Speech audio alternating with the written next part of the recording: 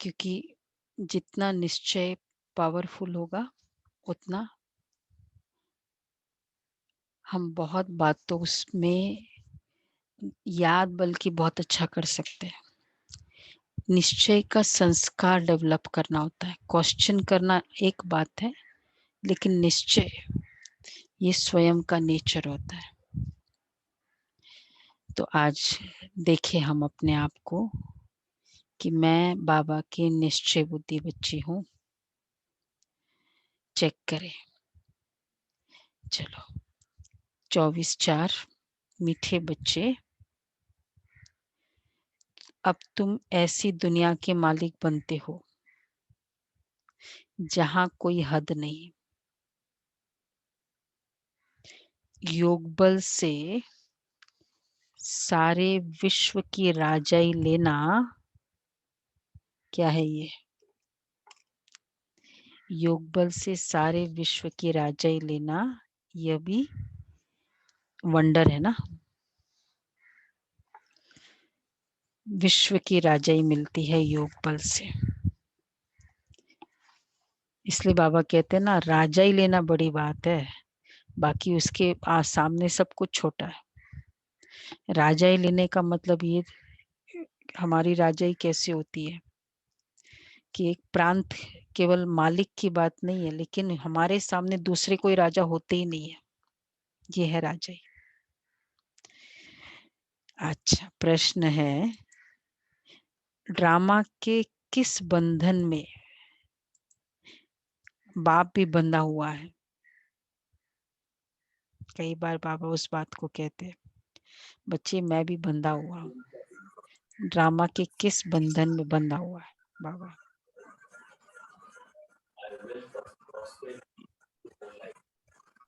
क्या तुम बच्चों के सम्मुख आना ही है। मैं इस बंधन में बंधा हुआ हूँ। जो भी तुम बच्चे कहते हो, मतलब मुझे आना ही है। जब तक मैं न आऊं तब तक मूंझा हुआ सूत सुलझ ही नहीं सकता। इतने कंफ्यूज करके रखे हुए हैं लोगों ने, शास्त्रों ने, अलग अलग मतों ने। बाकी मैं तुम्हारे पर कोई कृपा व आशीर्वाद करने नहीं आता हूँ। मरे हुए को जिंदा करने नहीं आता हूँ। मैं तो आता हूँ, आज बाबा ने क्लियरली बताया। एग्री है तो बताना कि ये सब ठीक है, कंटिन्यू करे। बाबा कहते हैं मैं आता हूँ पतित से पावन बनाने, और किसी चीज के लिए नहीं आता हूँ। अच्छा, गीत है, तुम्हें पाके हमने जहां पा लिया। अभी पिछले कुछ दिनों पहले भी था। कल भी था जी, कल भी यही गीत था दीदी। हाँ हाँ, और भी था, जमी तो जमी। आसमां पा लिया है। बार बार क्यों याद दिला रहे बाबा? कि बस सब कुछ मिल गया। दुख है, अप्राप्ति एक्चुअल है या नहीं है उसकी प्रॉब्लम नहीं है, फीलिंग बहुत बड़ा दुख है। तो बाबा इसलिए कहते तुम्हें पाके। क्लियर हो गया? एक स्टांजा बोलो भाई, फिर याद रहता है। हाँ जी, तुम्हें पाके हमने जहां पा लिया है, जमी तो जमी आसमां पा लिया है। मिटा ना सकेगी जिसे अब खिजा भी, मिटा हम्म ना सकेगी जिसे अब खिजा भी, जला ना सकेगी अब बिजलियां भी, जला ना सकेगी अब बिजलियां भी, मोहब्बत का वो आशियां पा लिया है, तुम्हें पाके हमने जहां पा लिया है।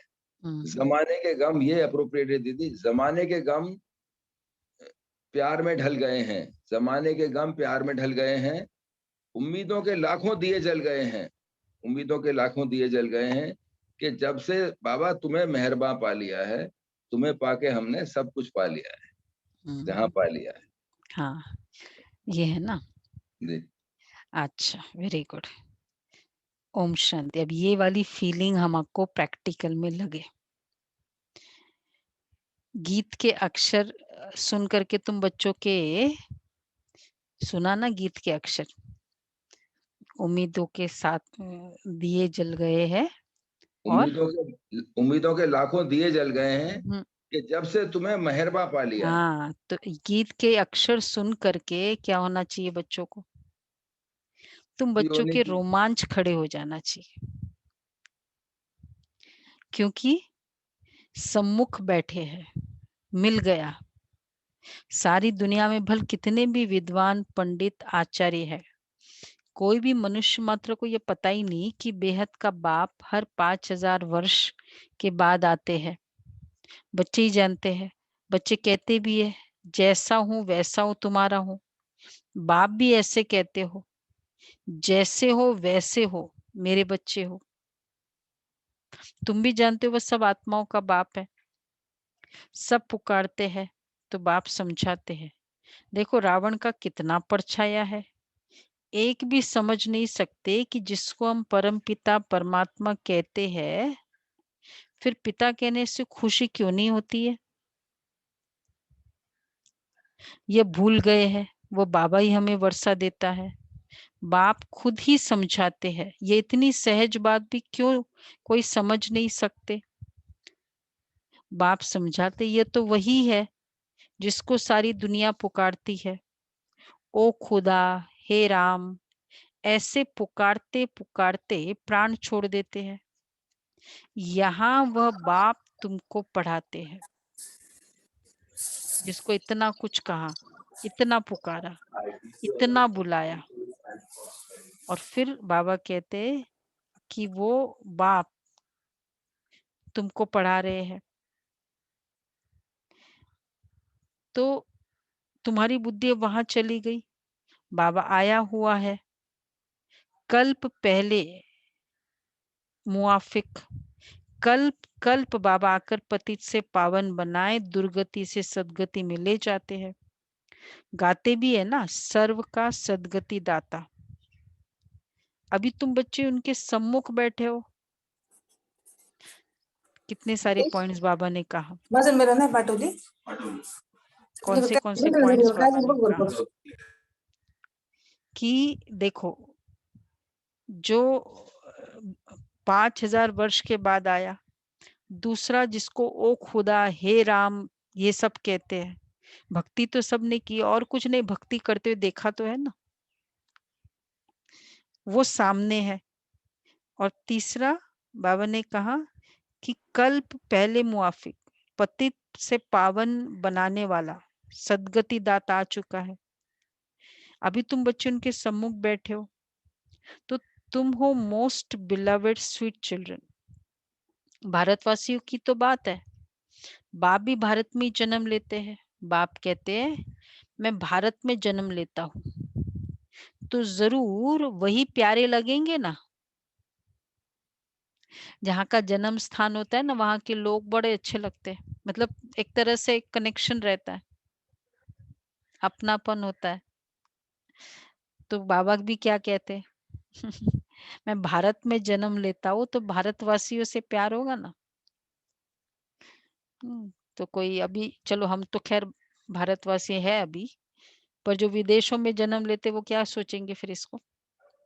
ठीक कहा बाबा ने। भगवान भी कोई देश का होता है क्या कहेंगे फिर? जो बाबा इसका के रियल ज्ञान आंसर में क्या होगा?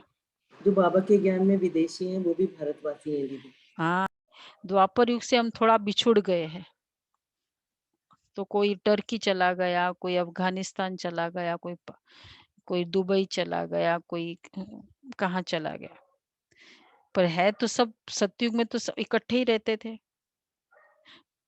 कृष्ण भी तो परमात्मा था। अच्छा, याद भी सब उनको करते, जो जिस धर्म के, वो अपने धर्म स्थापक को याद करते। भारतवासी ही नहीं जानते कि हम आदि सनातन धर्म के थे। बाबा समझाते हैं, भारत ही प्राचीन देश है, तो कह देते हैं, तो कौन कहते हैं कि भारत ही सिर्फ था? भारत ही प्राचीन देश है, तो कह देते, कौन कहते कि भारत ही सिर्फ था? अनेकानेक बातें सुनते हैं, कोई क्या कहेंगे, कोई क्या कहेंगे। कोई कहते, कौन कहता है कि गीता शिव परमात्मा ने गाई है? कृष्ण भी तो परमात्मा है, इस पर भी तो काफी डिबेट चलता है ना।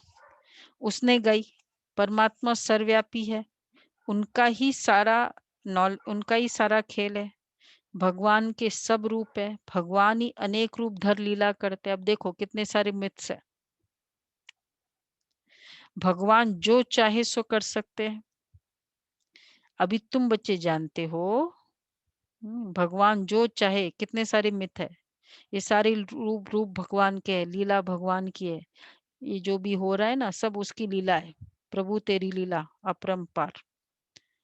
तो क्या कहेंगे, ये भगवान की लीला है जो आज चल रहा है। ये तो एक तरह से ब्लेम करने वाली बात हो गई ना, उसकी वैल्यू को कम करने वाली बात हो गई। अगर कैसे पता चले ये जो शैतान लड़ रहे हैं वो पॉलिटिशियन, जो ये इलेक्शन लड़ रहा है वो पॉलिटिशियन ने ये शैतानी करवाई है, तो क्या हो जाएगा फिर उसकी। ये अगर पता चल जाए तो गया उसका, तो फिर वोट बैंक ही गया, कोई माने ही नहीं उसको। भाई वो लड़ाई करवा रहा है इसको ऐसे क्यों।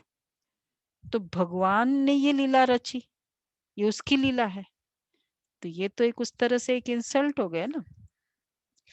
तो बाबा इसलिए कहते हैं भगवान के सब रूप है, परमात्मा सर्वव्यापी है। तो बाबा ये कह रहे हैं भगवान, माया भी कितनी प्रबल, अभी तुम बच्चे जानते हो। अच्छा एक और बात, कितने सारे मिथ हो गई, सर्वव्यापी रूप, लीला, अनेक रूप भगवान जो चाहे सो कर सकता है। ये राइट है, भगवान जो चाहे सो कर सकते हैं। बाबा जब चाहे, जो चाहे, जैसा चाहे, सब कर सकता है। राइट है नहीं राइट है? नहीं, इनकरेक्ट। बाबा कहते मैं भी बंधन में बंधा हुआ हूँ, ड्रामा अनुसार जो होगा वो होगा। अभी तुम बच्चे जानते हो माया कितनी प्रबल है। फारकती दे दी, मम्मा को मोटर में घुमाते घुमाते करते थे, इतना क्लोज थे मम्मा के। मम्मा जब भी दिल्ली, बॉम्बे, पुणे, बेंगलोर इन जगह जाती थी मम्मा, तो ऐसे भी बच्चे थे जो मोटर में घुमाते थे। और आज है नहीं। एक दिल्ली में माता है, उन मम्मा ने उनको कोर्स कराया। अभी बेटे पोते वाली है, उस समय कन्या थी, तो बस छोड़ दिया उसके बाद। तो आज है नहीं इतना नजदीक रहने वाले। तो बाबा क्या कहते हैं, ऐसे अच्छे अच्छे भी माया के संग में आकर ऐसा गिरते हैं जो एकदम नीचे पड़ जाते थे। जिन्होंने, इसलिए कौन भाग्यवान है, जिन्होंने कल पहले समझा है वही समझेंगे। इसलिए चलना तो शुरू करना तो बहुत इजी है। बहुत 85 इयर्स से बाबा का यज्ञ चल रहा है, कितनों ने शुरू किया होगा। शुरू तो बहुतों ने किया, अंत तक कौन चला। तो बाबा कहते हैं तो वही समझेंगे आजकल दुनिया में क्या लगा हुआ है। और तुम बच्चे अपने को देखो क्या बनते हो। गीत सुना ना, कहते हम ऐसा वर्षा लेते हैं जो जमी तो जमी आसमां पा लिया, जो सारे विश्व के मालिक बन जाते हो। ऐसा वहां कोई हद की बात ही नहीं है, यहाँ हदें लगी हुई है। एरोस्पेस, एयर स्पेस, धरती के में मतलब पार्टीशन और वो सब, वहां कुछ है ही नहीं। कहते हमारे आसमान में तुम्हारा एरोप्लेन आएगा तो शूट कर देंगे। कितनी प्रॉब्लम होती थी, वो फिर इंडिया से जाए नहीं, हो गया था ना पिछली बार। तो वो पूरा टर्न करके जाना, ये विदेशी है जब आते थे इसमें, पाकिस्तान ने एयर स्पेस बंद कर दिया था, पिछले साल की बात है। उनको पूरा टर्न करके जाना पड़ता था न्यूयॉर्क से जो आते थे। तो बाबा कहते वहां तो कोई हद की बात ही नहीं, यह भी गीत गाते हैं परंतु अर्थ थोड़ी समझते हैं। तुम तो जानते हो बरोबर बाबा से फिर से हम विश्व के मालिक बन रहे हैं। अनेक बार यह 84 का चक्र लगाया है। थोड़ा समय करके दुख पाया है, कितने बार लगाया, इसलिए कहते हैं ना अनेक लाखों बार आया है। तो लाखों बार का मतलब है कि कितने बार ये चक्र घूमा।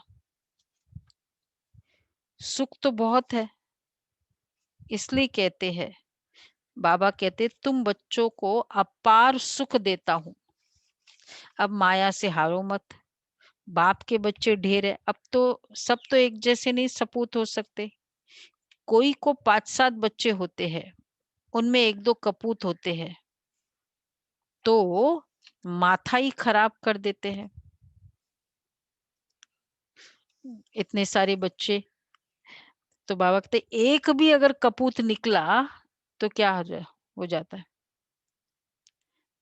नहीं, एक भी कपूत निकला तो फिर टेंशन तो कर ही देता है ना, तो माथा ही खराब कर देते हैं, लाखों करोड़ों रुपया उड़ा देते हैं।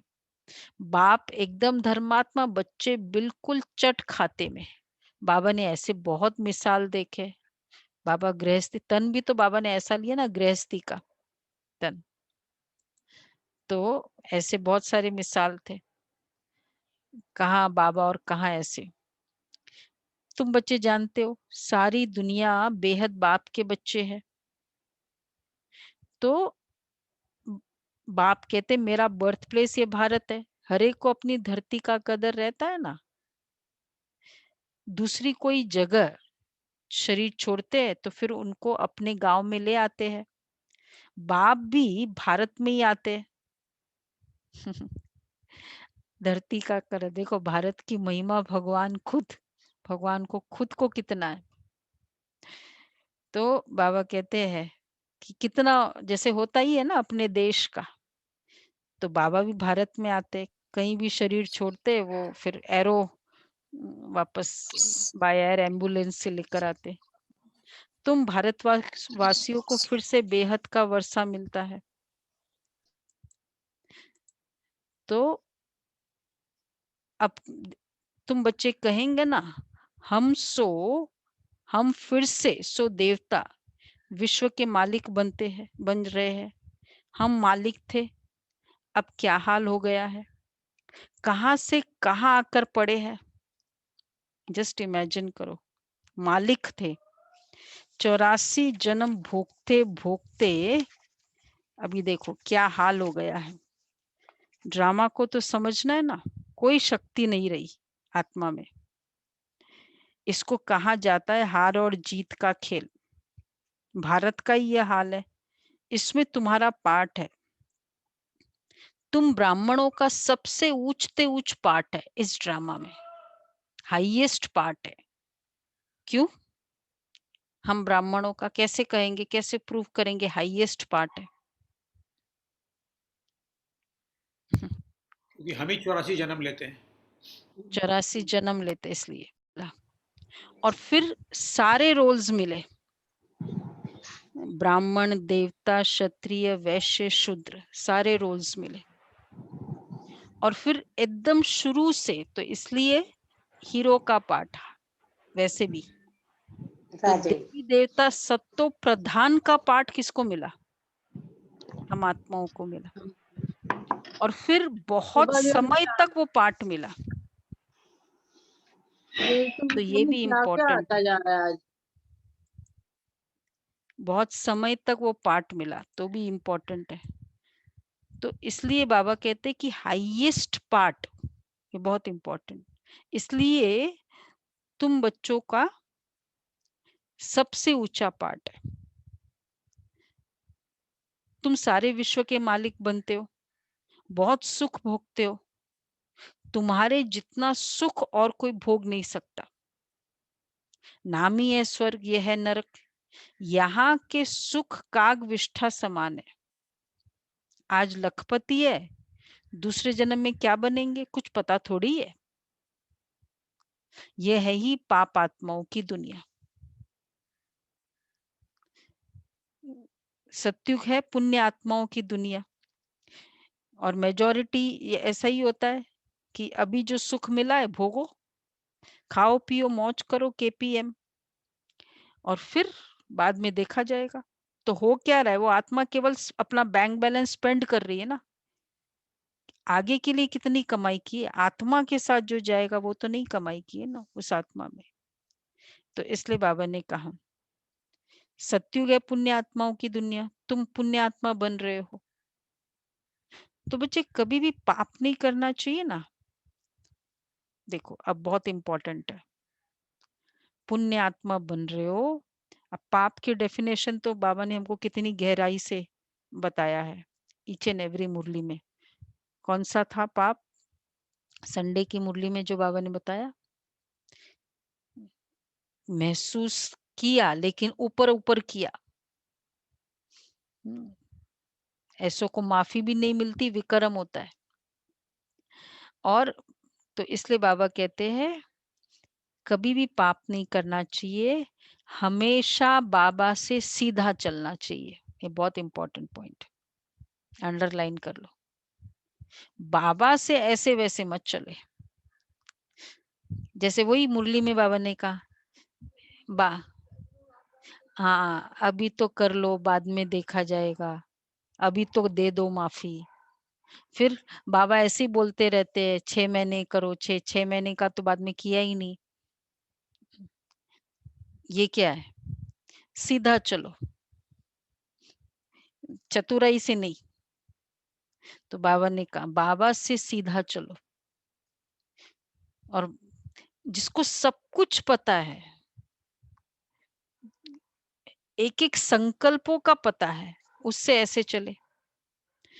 तो बाबा कहते हैं, बाप कहते हैं, क्यों बाबा कहते हैं, आज बड़े बाबा ने बहुत क्लियर टर्म्स में कहा हमेशा बाबा से सीधा चलना चाहिए। क्यों?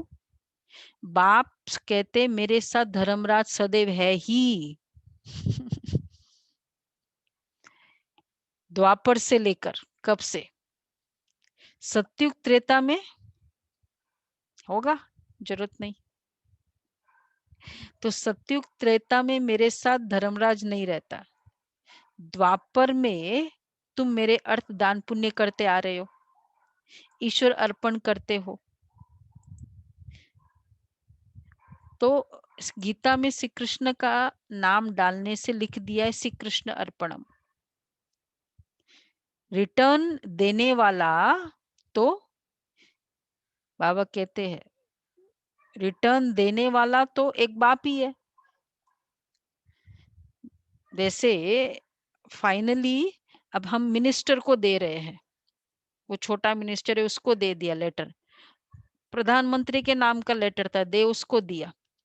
फर्स्ट ऑफ ऑल उसमें प्रॉब्लम क्या आएगी, एक तो वो समझेगा नहीं अगर वो है तो, दूसरा अब उन तक पहुंचते पहुंचते कितना टाइम लग जाएगा, क्योंकि रॉन्ग जगह डाला, फिर वो निकाले वहां से, फिर कोई राइट जगह पहुंचाए अगर किसी को पता हो तो।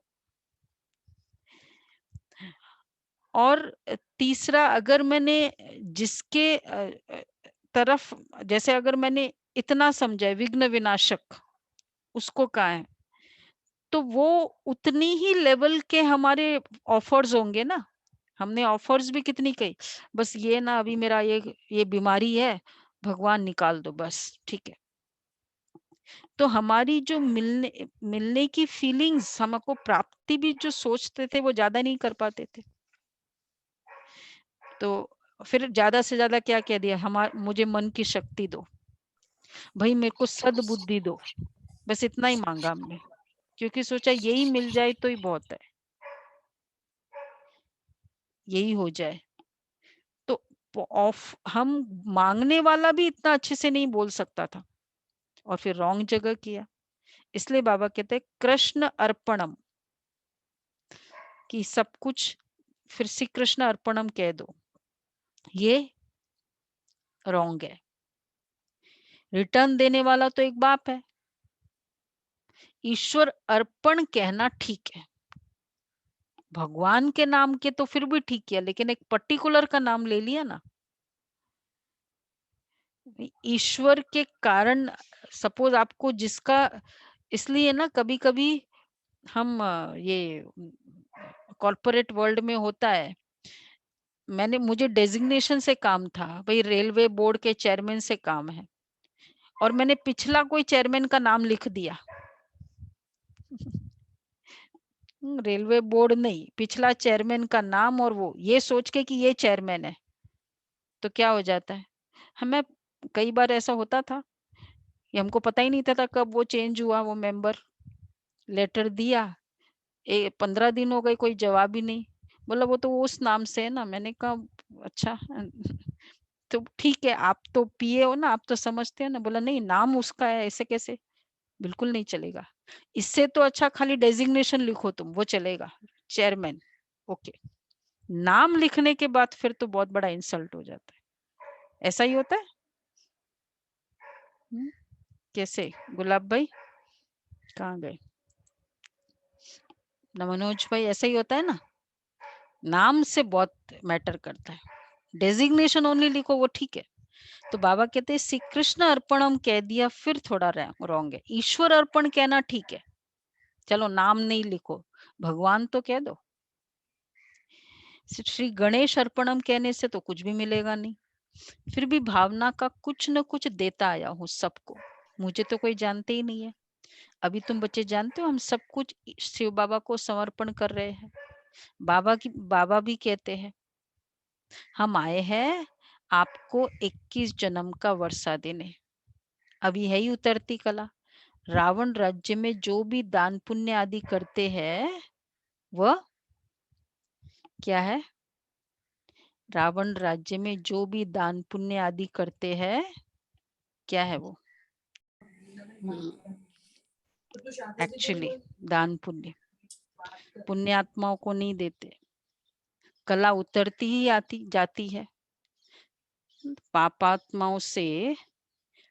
एक्चुअली इसमें क्यों बाबा कहते हैं, एक भाई था, उसने कहा हमको कि हमको, मेरा है ना मतलब अच्छा बाबा का वारिस बच्चा की सेवा तो करते ही थे अपने रिसोर्सेस से, धन से। बोला लेकिन मेरा दिल है कि कोई मैं गर्ल चाइल्ड को पढ़ाऊं। तो बोला मुझे कि तो मैंने कहा ठीक है करना है। तो फिर आइडेंटिफाई किया कि ऐसे ऐसे कोई हो जो ब्राह्मण आत्मा के कोई। तो मैंने कहा ठीक है, इच्छा है। बोला बाबा के लिए तो करता ही हूँ, लेकिन मेरा दिल है कि गर्ल चाइल्ड को। ठीक है, अच्छा फिर किया उसने जैसे भी जितना। तो अब वो तो किया, कुछ साल बीत गए। अब उसके बाद फिर वो जैसे स्टडीज होते हैं, लड़कियों को पढ़ा दो, ठीक है। अब जरूरी थोड़ी वो वैसा करियर करे, वैसा उसी। तो एक तो वो जो जितना पढ़ाया वो करियर भी उसने पढ़ तो लिया, लेकिन अब उस कैरियर को एस्टेब्लिश मतलब उसमें आगे नहीं बढ़ी। ऊपर से उसका जो संस्कार था, जैसे होता है लड़कियों का जो आजकल के है, फैशन और फिर फ्रेंड्स और ये वो मतलब आउटलाइन। तो मुझे अभी कहते हैं कि देखो मुझे इतना अफसोस होता है कि मैंने क्या क्या किया। अगर मैं इतना ही बाबा को करता तो आइडेंटिफाई किया ब्राह्मण आत्मा क्या कोई है। वो पेरेंट्स उस समय ज्ञान में चलते थे, बाद में तो पेरेंट्स ने छोड़ भी दिया। तो आइडेंटिफाई करके, लेकिन किया किसको? अज्ञानी को किया। तो इसलिए बाबा कहते कि अगर दान पुण्य करते हैं, और सब पतित आत्मा है, पावन पुण्यात्मा तो कोई है नहीं जो अपने कैरेक्टर पर वर्क करे। तो रावण राज्य में जो भी दान पुण्य आदि करते पापात्माओं को ही देते हैं। तो क्या होगा? हाँ, कला उतरती जाती है, करके कुछ मिलता भी है तो भी अल्पकाल के लिए, क्योंकि तुमने चलो अच्छे श्रेष्ठ भाव से किया। ठीक है, थोड़ा मिल गया, लेकिन देखा जाए वो अभी इतना अफसोस करता था कि मैंने कितना रॉन्ग किया। तो बाबा इसलिए कहते हैं गया भी, और फिर जैसे वही होता है कि ज्ञान के बिगर एक ग्रेटिट्यूड की नेचर भी नहीं होती, थैंक्सफुलनेस की नेचर भी नहीं होती, कि कोई मुझे कर रहा है वो फील भी नहीं होता है। और बच्चे जो है आजकल वैसे भी इस तरह के इंफॉर्मेशन एक्सप्लोजन है नहीं, तो ऐसी आत्माओं के प्रति करने से जैसे होता है ना, कोई को लगता है कि भाई इतना तो ग्रेटिट्यूड तो रखे, जब पता है नो ग्रेटिट्यूड, उसको संकल्प भी नहीं आता है उस बच्चे को कि इसने मेरे लिए किया ऐसा, and out of the way जाके किया। इसलिए बाबा कहते हैं तो करके कुछ मिलता भी है तो अल्पकाल के लिए, अब तो तुमको 21 जन्मों के लिए मिलता है। उनको कहते हैं राम राज्य। ऐसे नहीं कहेंगे वहां ईश्वर का राज्य है, राज्य तो देवी देवताओं का है। बाप कहते मैं राज्य नहीं करता। तुम्हारा जो आदि सनातन देवी देवता धर्म था जो अब प्राय लोप है, सो अभी फिर से स्थापन हो रहा है। बाप तो कल्याणकारी है ही है, उनको कहा जाता है सच्चा बाबा। तुमको सच नॉलेज दे रहे हैं अपनी और रचना के आदि मध्य अंत की। बाबा तुमको बेहद की हिस्ट्री ज्योग्राफी सुनाते हैं, कितनी जबरदस्त कमाई है। तुम चक्रवर्ती राजा बनते हो, उन्होंने फिर वह हिंसा का चक्र दे दिया है। असुल यह है ज्ञान का चक्र, परंतु यह ज्ञान तो प्राय लोप हो जाता है। तुम्हारा यह मुख्य चित्र है, एक तरफ त्रिमूर्ति है, दूसरी तरफ झाड़ और चक्र है। ये हमारा 3 मेन चित्र है, त्रिमूर्ति, झाड़, गोला। बाबा कहते हैं, बाबा ने समझाया शास्त्रों में तो कल्प की आयु लाखों वर्ष लिख दी है, सारा सूत ही मूंझा हुआ है। बहुत सारा फिर उसके कंफ्यूजन कर दिया ना, लाखों वर्ष, फिर इसके पुत्र ये, इक्ष्वाकु के पुत्र ये, फिर उसने इसको दिया, फिर उसने ऐसा ज्ञान दिया, फिर यहाँ जरासंध हुआ, फिर ये क्या हो गया, पूरा कंफ्यूजन कर दिया, सार कुछ निकलता नहीं है। बाबा इसलिए कहते सारा सूत मूंझा हुआ है। हाँ वो भी है, बहुत सारी बातें। तो कितना बाबा क्लियर करते, जो भी है जैसा भी एकदम सामने with proof, current scenario, current situation, उस समय में अभी क्या चाहिए सामने है। ये नहीं ये उस समय ऐसा, उस तरह से बाबा ने नहीं किया। तो बाबा कहते हैं बाप के सिवाय कोई सूत, कोई से सूत सुलझ, क्या कहेंगे, सुलझ नहीं। क्या लगता है हम सबको? दीपिका बहन, जितना जो सुना और अभी बाबा जो सुना रहा है, क्या लग रहा है? क्लैरिटी आ रही है, क्लैरिटी आती है ना, नहीं तो सिर्फ कंफ्यूजन है, स्टोरीज है, कंफ्यूजन। उसका पुत्र फिर ये, फिर पौत्रों ने ये किया, मतलब सार अच्छा है बट ये विस्तार इतना ज्यादा है कि वो सार छिप जाता है। इसलिए बाबा कहते हैं यह हो नहीं सकता। तो कहते हैं कि सारा सूत ही मूंझा हुआ है। बाप सम्मुख खुद आए, कहते मुझे ड्रामा अनुसार आना ही पड़ता है, मैं इस ड्रामा में बंधा हुआ हूँ। ये हो नहीं सकता कि मैं आऊं ही नहीं। ऐसे भी नहीं कि आकर मरे हुए को जिंदा कर दूं। देखो आज बाबा बहुत क्लियरली कह रहे हैं, ऐसे भी नहीं कि मैं मरे हुए को जिंदा कर दूं या कोई को बीमारी से छुड़ा दूं। बहुत बच्चे कहते हैं, नहीं करते, बीमारी से छुड़ाते नहीं बाबा, नहीं करते। क्या फायदा, फिर सकाश की जरूरत ही नहीं है अभी तो, आज अच्छा है, नहीं करेंगे सकाश, क्या है। योग से अब छूटती जाती है बीमारियां, छुटती जाती है, जैसे जैसे मरे हुए को जिंदा करता है। तो बाबा क्या कहते हैं, ऐसे भी नहीं कि आकर मरे हुए को जिंदा कर दूं या कोई को बीमारी से छुड़ा दूं। अच्छा बहुत बच्चे कहते बाबा हमारे पर कृपा करो, लेकिन यहाँ कृपा आदि की बात ही नहीं है। नो कृपा, नो बीमारी से छूटना। क्यों? तुमने मुझे इसलिए थोड़ी बुलाया है कि आशीर्वाद करो।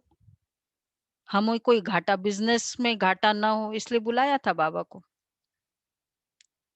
कि हमें कोई घाटा न पड़े। तुम बुलाते ही हो, हे पतित पावन आओ, इसलिए मैं आया और वो काम करता हूं मैं। बाकी ये सब काम तो तुमने बुलाया, हे पतित पावन आओ, दुख हरता सुख करता हो।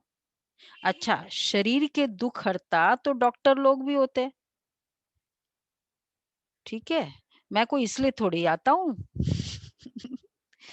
मैं इसलिए आता हूँ क्या? तुम कहते हो क्यों आता है? नई दुनिया स्वर्ग के मालिक बनाओ व शांति दो, इसलिए बुलाया ना। ऐसे नहीं कहते कि हमको बीमारी से आकर अच्छा करो। हमेशा के लिए शांति व मुक्ति तो मिल न सके, पाठ तो बजाना है। तो देखो बाबा इसके लिए आता नहीं है, न ये करता है। हाँ, ये है, एक ही बाबा का काम है, आत्मा को शक्तिशाली बनाना। बस हम जब बाबा को याद करते, बाबा की सकाश देते हैं, हम एक्चुअली क्या कर रहे हैं? हम अपने आप को बहुत शक्तिशाली बना रहे हैं। इन अदर वर्ड्स, हम एकदम अपने प्रति सकारात्मक सोचने की नेचर बन जाती है। तो इस कारण जब हम वैसे सोचते हैं बार बार, और फिर निश्चय बैठता है, अच्छा बाबा सामने है ना, बाबा सकाश दे रहा है ना, तो ठीक होगा। तो मेरा ये जो संकल्प है वो ठीक करता है, बाबा नहीं करता है। बाबा सिर्फ आत्मा को शक्तिशाली बनाता है। अब फिर वो इतना साइमल्टेनियसली कंटिन्यूस होता है, हमको लगता है बाबा ने ठीक किया। बाबा कहते हैं मेरा काम है, इसलिए करो तो मिलेगा, नहीं करो तो नहीं मिलेगा। तो बाबा शांति पतित से पावन बनाने आते हैं। और होता क्या है, अगर किसी चेयरमैन को भी हमको हेल्प करना होता है ना, तो वो क्या कहते हैं कि तुम ऐसे करो और फिर तुम एप्लीकेशन दो, मतलब रेगुलर बेसिस पे जो आपको अप्लाई करना है वो सब करो, बाकी फिर मैं देखूंगा। तो इसी तरह हम कर्म अच्छे करें, श्रेष्ठ कर्म। मैं सकाश दे रही हूँ इसलिए नहीं कि वो बीमारी ठीक हो जाए, मैं उस आत्मा को शक्तिशाली बनाना है। और बाबा उस आत्मा की शक्ति को इतना इंक्रीज करेगा, जो वो इतना श्रेष्ठ संकल्प कर पाती है, वो ठीक हो जाता है। विधि से सिद्धि है। जैसे देखो दादी का बताया आपको, अगर याद है, दादी ने क्लियरली कहा, वो अंधे को नेत्र मतलब आ गया, या जो भी ड्रामा में कहे, ड्रामा में अब तक इसका जो कर्म भोग का पार्ट था वो कंप्लीट हो गया, इसलिए कल तक था, आज उसको वापस नेत्र आ गया। बाकी दादी का कोई चमत्कार नहीं है, बाबा इसलिए कहते हैं। तो बाबा आते हैं पतित से पावन बनाने। मन ठीक, तकदीर का आधार कर्म, कर्म का आधार संकल्प। तो बाबा तकदीर नहीं बनाते, संकल्प श्रेष्ठ करते बस। तो वो ऑटोमेटिक तकदीर बनता ही बनता है। इसलिए बाबा कहते हैं कि ड्रामानुसार जिनका पार्ट है वही आएंगे, पार्ट बदल नहीं सकता। बाप समझाते हैं शांति धाम में तो बहुत आत्माएं रहती है। शांति धाम में बहुत आत्माएं रहती है, जो पिछाड़ी में आते हैं। तो जो पीछे आते हैं उनको शांति मिलती रहती है, अभी तक आते रहते। इतना समय तो शांति धाम में रहे ना, अभी तक परम धाम में आ रहे आत्मा, आती जा रही है ना। ड्रामानुसार जिनका पार्ट है वही आएंगे, पार्ट बदल नहीं सकता, ये लॉ है ड्रामा का। अच्छा, पिछाड़ी वालों को पिछाड़ी में ही आना है, ये भी एक लॉ है, वो बीच में आ नहीं सकते।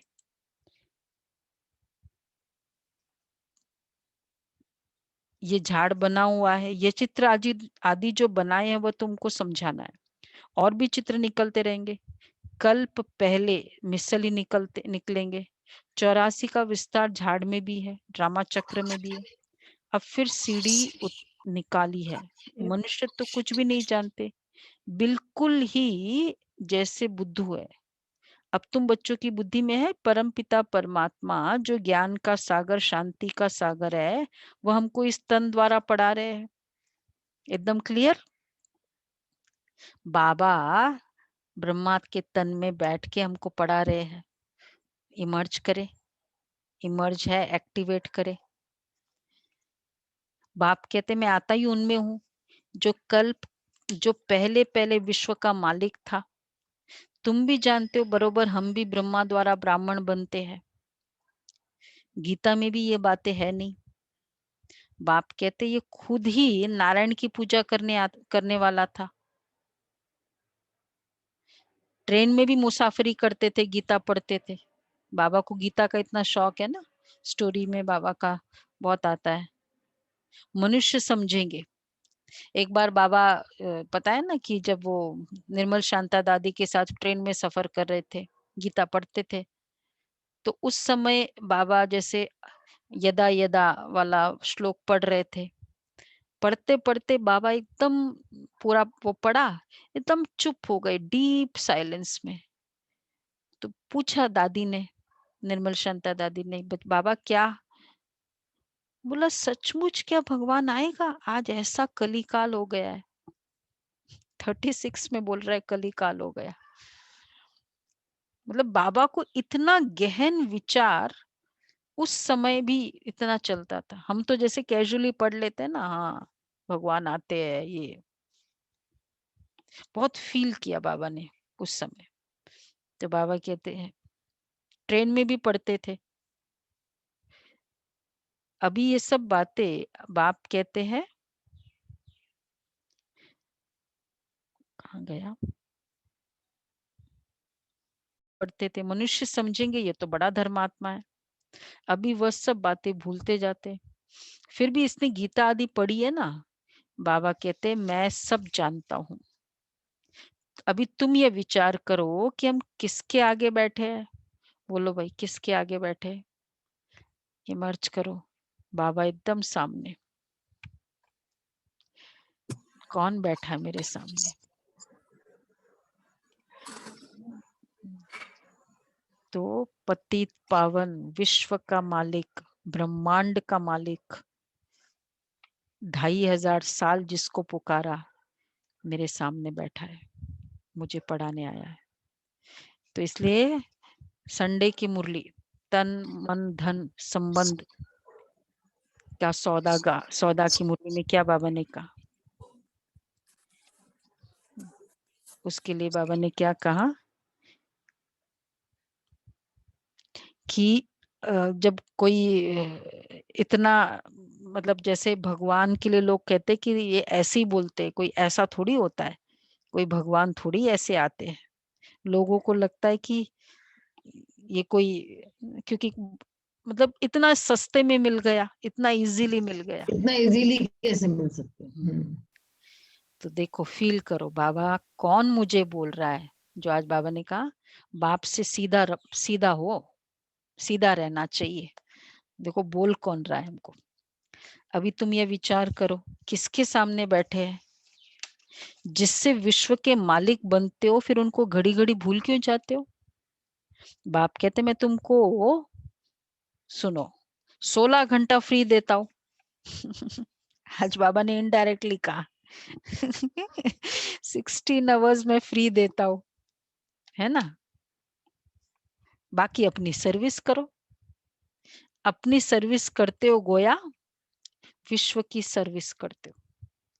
मैं आत्मा, बाबा मेरे साथ है, ये संकल्प किया। मैं आत्मा, दिव्य प्रकाश, आत्मिक सोल कॉन्शियसनेस में बैठे, मतलब अपनी सर्विस किया, तो अर्थात विश्व की सर्विस की। इतना पुरुषार्थ करो, जो कर्म करते कम से कम 8 घंटा बाप को याद करो। अभी सारे दिन में 8 घंटा याद नहीं कर सकते, यह अवस्था जब होगी तब समझेंगे।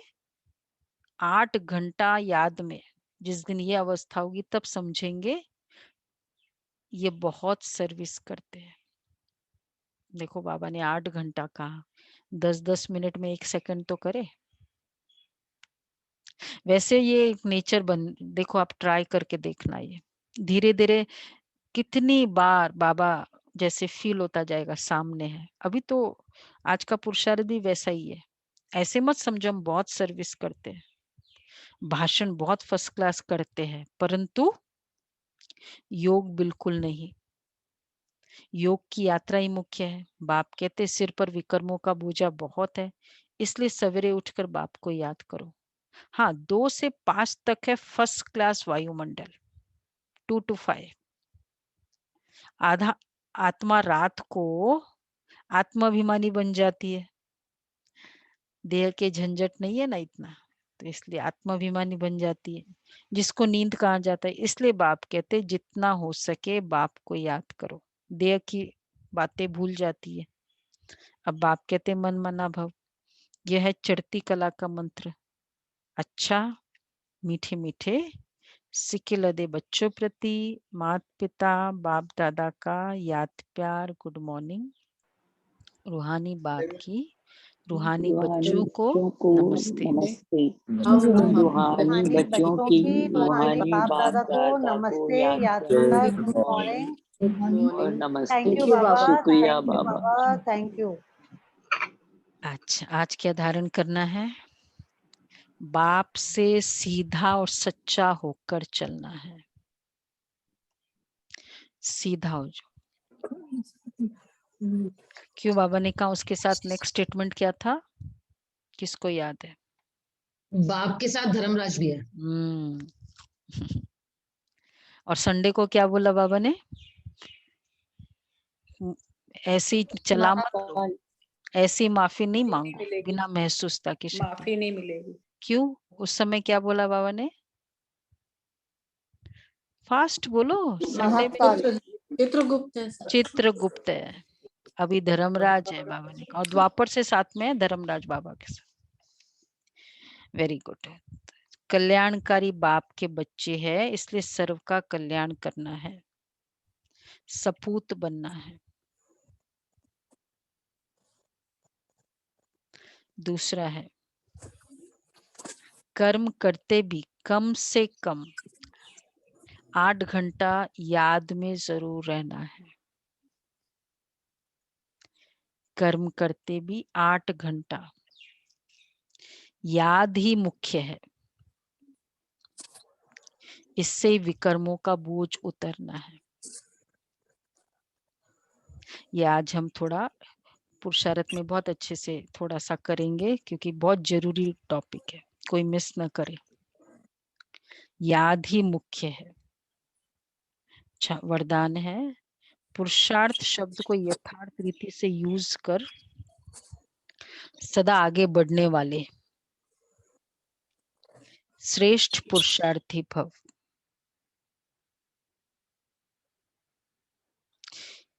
कई बार पुरुषार्थी शब्द भी हार खाने में व असफलता प्राप्त होने से अच्छी ढाल बन जाती है। जब कोई भी गलती होती है ना, तो कह देते हैं हम तो अभी पुरुषार्थी है, लेकिन यथार्थ पुरुषार्थी कभी हार नहीं खा सकते, क्योंकि पुरुषार्थ शब्द का यथार्थ अर्थ है स्वयं को पुरुष अर्थात आत्मा समझकर चलना। ऐसी आत्मिक स्थिति में रहने वाले पुरुषार्थी तो सदैव मंजिल को सामने रखते हुए चलते हैं, वे कभी रुकते नहीं, हिम्मत उल्लास छोड़ते नहीं। तो पुरुषार्थी मतलब ये भी एक भाई आखिर तो इंसान है ना, ये वर्ड दुनिया में जैसे कहते हैं ना, तो अपने आप को जैसे रिलैक्सेशन दे देते हैं कि इतना तो चलता ही है। इसी तरह ब्राह्मण आत्मा यूज करती, आखिर तो पुरुषार्थी है। तो पुरुष अर्थ मैं आत्मा, स्वयं को पुरुष अर्थात आत्मा समझकर चलना, यह है पुरुषार्थी। तो जब वही सोल कॉन्शियसनेस में पुरुषार्थ बहुत इजी हो जाता है, सहज हो जाता है। तो ऐसे रुकेंगे नहीं, हिम्मत उल्लास छोड़ेंगे नहीं। तो आज क्या करना है, इनफैक्ट ये तो आज यही है, मैं दिव्य श्रेष्ठ पुरुषार्थी अर्थात श्रेष्ठ आत्मा, दिव्य प्रकाश, इस फीलिंग में रहना है बार बार, ये संकल्प करते जाना है। ये जो हाथ जिसका नाम है, ये आप अनम्यूट रखो, आप बार बार म्यूट रखो, अनम्यूट कर देते हो। किसका नाम है हाथ? तो ये बाबा कहते हैं कि पुरुष, मैं आत्मा पुरुषार्थी, तो अपने आप को आज सारा दिन मैं श्रेष्ठ पुरुष अर्थात दिव्य स्वरूप, दिव्य प्रकाशधारी आत्मा, दिव्य प्रकाश स्वरूप चमकता, बेसिक हमारा आज का पुरुषार्थ रहेगा, लेकिन बहुत पावरफुल पुरुषार्थ है। देखो मैंने ये सोचा कि यहाँ मैं आत्मा हूँ, ये फील कर रहे हैं ना, यहाँ सारा कंट्रोलिंग सेंटर है, मन का, बुद्धि का, संस्कार का कंट्रोलिंग सेंटर है, राइट? तो जितने यहाँ रहना मतलब पूरा लगाम अपने हाथ में रखना, बार बार जब ये फील करते हैं ना कि मैं प्रकाश स्वरूप हूँ, तो इट्स लाइक कि मैं आत्मा जो संकल्प करूंगी वो एकदम प्रकाश, एनलाइटेंड, या जिसमें क्लैरिटी हो, क्लियर हो। डार्क वाला पुरुषार्थ मेरा मेरा संकल्प, मेरे डिसीजन डार्क वाले नहीं हो, फिर हम ये वाले नहीं हो सकते, मुझे तो पता ही नहीं था, ऐसे कैसे हो गया, ये वाले डिसीजन नहीं हो। तो ये आज का पुरुषार्थ है, बहुत स्वमान है, स्वमान ही पुरुषार्थ इतना अच्छा है। स्लोगन है, मैं मास्टर सर्वशक्तिवान की स्मृति में रहो, ये स्मृति ही मालिकपन की स्मृति दिलाती है। मास्टर सर्वशक्तिवान भी ऐड कर सकते हो इसमें। अच्छा जी, आज का अव्यक्त इशारे है।